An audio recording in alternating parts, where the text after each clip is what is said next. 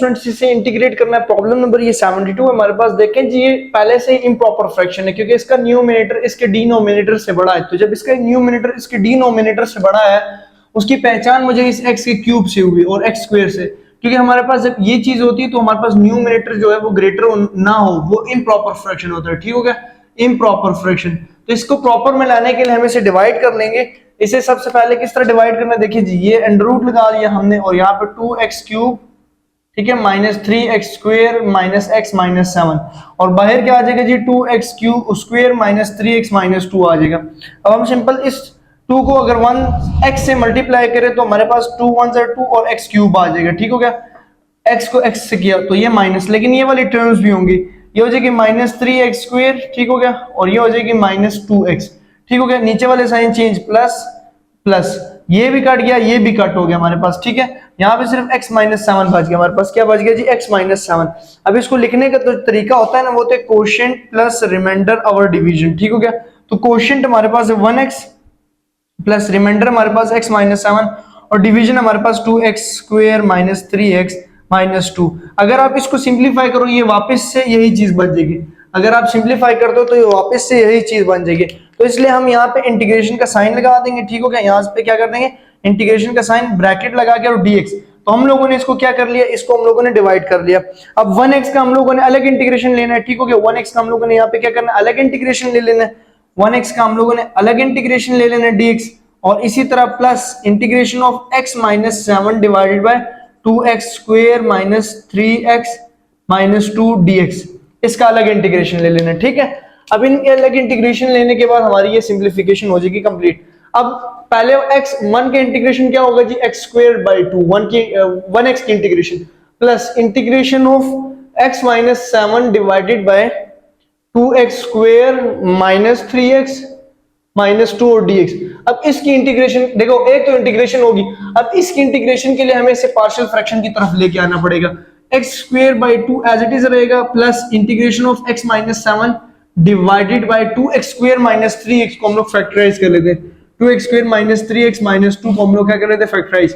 तो यहाँ पे आ जाएगा 2x स्क्वायर, ठीक है, और 4 बनाना तो minus 4x plus 1x minus 2, तो 2x कॉमन आ जाएगा तो x माइनस 2 प्लस 1 कॉमन आ जाएगा तो x माइनस 2, तो 2x सॉरी x माइनस 2 और 2x प्लस 1, ये इसके दो फैक्टर्स आ गए। ठीक है, हो गया।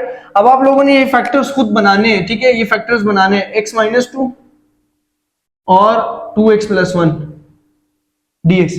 ठीक हो गया डियर स्टूडेंट्स, अब इस चीज की पार्शियल फ्रैक्शन कर लेते हैं। x minus 7 divided by x minus 2 और 2x प्लस 1 की हम लोग का पार्शियल फ्रैक्शन कर लेते हैं, और ये आ जाएगा a divided by x minus 2 plus b divided by 2x plus 1। ठीक हो गया, इसको इक्वेशन 1 का नाम दे देंगे। अब हमारे पास स्टूडेंट्स जो एलसीएम है ना, वो इसका डिनोमिनेटर एलसीएम है, मतलब हमारे पास x माइनस 2 और 2x प्लस 1 इसका एलसीएम है, ये मल्टीप्लाई कर लेंगे हम लोग बोथ साइड। ठीक हो गया, मल्टीप्लाई बाय बोथ साइड। तो इसको बोथ साइड मल्टीप्लाई कराने के बाद जो आंसर आएगा वो हम लोगों के पास आ जाएगा x माइनस 7, क्योंकि ये इसका डिनोमिनेटर इससे मल्टीप्लाई हुआ तो कट हो जाएगा। a के साथ जब ये मल्टीप्लाई होगा तो x माइनस 2 कट जाएगा, तो a के साथ आ जाएगा 2x प्लस 1 और b के साथ हमारे पास 2x प्लस 1 से कट होने के बाद x माइनस 2 आ जाएगा और ये इक्वेशन 2 हो जाएगी। अब हमने क्या करना है, अब हमने सिंपल सा काम ये करना है कि इन दोनों लीनियर फैक्टर्स को जीरो के इक्वल रखो। x माइनस 2 को जीरो के इक्वल रखा तो x इज इक्वल टू 2 आ गया, ये वाली लीनियर फैक्टर्स, और 2x प्लस 1 को जीरो के इक्वल रखा तो हमारे पास 2x is equal to minus 1, x is equal to minus 1 by 2। अब सबसे पहली चीज कि हम लोग x इज इक्वल टू 2 को पुट कर लेंगे इक्वेशन नंबर 2 के अंदर। ठीक हो गया, इक्वेशन 2 के अंदर 2 ये ब्लैक वाले के अंदर। ठीक हो गया, अब थोड़ा रेड इस्तेमाल कर लेते हैं, तो यहाँ पे 2 पुट करो तो हमारे पास 2 minus 7 is equal to a 2 minus 1 plus b 2 minus 2, तो b क्या हो जाएगा 0, b क्या हो गया 0, मतलब यहाँ पे मैंने 2 पुट किया, इन जगहों में मैंने 2 पुट किया, यहाँ पे भी और यहाँ पे भी। ठीक हो गया, अगली बार 1/2 पुट कर लेंगे, और यहाँ से आ जाएगा हमारे पास -5 और a हमारे पास आ जाएगा 5, तो a मेरे पास क्या आ जाएगा -5 डिवाइडेड बाय 5, तो a मेरे पास आ जाएगा students 1, a is equal to 1 -1, a की वैल्यू -1 निकल आई है हमारे पास। ठीक है, a की वैल्यू -1 निकल आई। अब यहाँ पे लगा लेते एक लाइन। ठीक हो गया, अच्छा अब नेक्स्ट काम हमारा ये है कि अब हमने x इज इक्वल टू -1/2 को पुट करना है। x is equal to -1/2 put in equation 2, ठीक है, इक्वेशन 2 के अंदर, इक्वेशन 2 के अंदर पुट करते हैं -1/2 -7 is equal to a 2 -1/2 plus 1 और b -1/2 -2, ठीक है, ये चीज आ गई। अब इसके बाद हमारे पास क्या होगा कि 2 यहाँ पे एलसीएम हो गया और -1 -14 इज इक्वल टू a, यहां से 2 कटा तो -1 प्लस 1 प्लस b का एलसीएम ले लेंगे, 2 एलसीएम -1 -4, ठीक हो गया। यहां से -15/2 इज इक्वल टू a 0 हो जाएगा प्लस b हमारे पास आ जाएगा -5/2, ठीक हो गया। अब -15/2 वो 2 उधर मल्टीप्लाई उधर आके उधर डिवाइड और उधर आके मल्टीप्लाई, 5 उधर मल्टीप्लाई उधर आके डिवाइड, माइनस के साइन समेत, ये चीज आ गई।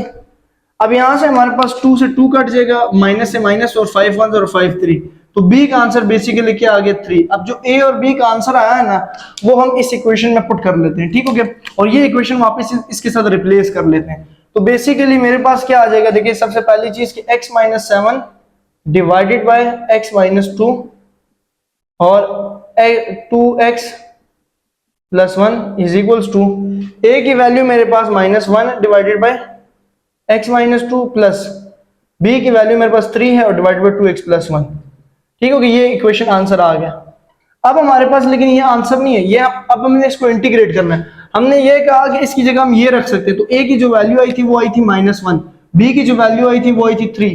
अब मतलब इस एक की जगह इन दो टोटों को रख सकते हैं, इन दो टूटे हुए पीसेस को रख सकते हैं। तो हम क्या कर सकते हैं कि हम इसे इंटीग्रेट करने की बजाय अब पूरी टर्म को उठाता हूं मैं, और वो है x² divided by 2 plus integration, अब इसकी जगह मैं ये लिख लूं -1 डिवाइडेड बाय x - 2 ब्रैकेट लगा के और प्लस 3 डिवाइडेड बाय 2x + 1 और dx। अब इन दोनों पे अलग अलग इंटीग्रेशन ले लेंगे, x² divided by 2 plus integration of -1 divided by x - 2 dx, constant 3 है बाहर निकाल लो, और 1 डिवाइडेड बाय 2x + 1 और dx, ठीक हो गया। अब इनके इंटीग्रेशन यहीं पे मौजूद है, देखिए जी x² - 2 तो एज इट इज आ जाएगा माइनस नेचुरल लॉग x - 2, क्योंकि इसके नीचे फंक्शन का ऊपर डेरिवेटिव मौजूद है। हमने ये रूल पढ़ा था ना, अब इसकी जगह कहां बनाऊं, ये रूल हमने पढ़ा था ना कि अगर नीचे फंक्शन हो और ऊपर फंक्शन का डेरिवेटिव मौजूद हो तो हम इसके लिए कर सकते हैं natural log function plus c, natural log function plus c, ठीक हो गया, ये चीज आ गया।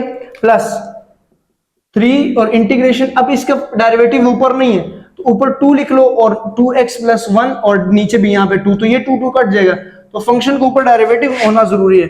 x² divided by 2 minus natural log x - 2 plus 3/2 natural log 2x + 1 plus c। तो आप लोगों को आई थिंक आंसर नजर आ रहा है कि नहीं, मैं बोर्ड की लेंथ देख लूं, हाँ ठीक है, आंसर नजर आ रहा है। तो ये इसका क्या हो गया, ये इसका सॉल्यूशन सेट निकला, ये इसका क्या निकला है, सॉल्यूशन सेट, ठीक है। तो हम इस तरह सॉल्यूशन सेट को फाइंड कर सकते हैं। ये प्रॉब्लम नंबर 72 था, इसके बाद 73, 74 और हम लोगों ने 100 तक प्रॉब्लम को सॉल्व करना है। आई थिंक आप लोगों को इंशाल्लाह ये जो इस सीरीज के अंदर इस इंटीग्रल्स के अंदर 100 प्रॉब्लम ऑफ इंटीग्रल्स के अंदर मजा आ रहा होगा। अगर मजा आ रहा है तो चैनल सब्सक्राइब किए बगैर आप लोगों ने जाना नहीं है। और इस तरह के मजीद अब 100 लिमिट्स के ऊपर आ जाएंगे, 100 फैक्टराइजेशंस क्वेश्चंस के ऊपर आ जाएंगे, और इसी तरह हम लोगों के पास जो जो क्वेश्चंस होंगे हम उनको सॉल्व करेंगे। लेकिन 100 मैं फैक्टराइजेशंस के क्वेश्चन को भी लेके आऊंगा, वो मैं क्लास 6 के बुक से लेकर 7th की बुक से लेकर सेकेंड ईयर की बुक तक में फैक्टराइजेशंस के क्वेश्चंस ले लूंगा, ठीक हो गया, जिससे आप लोगों को इंशाल्लाह मजा आएगा, ठीक हो गया।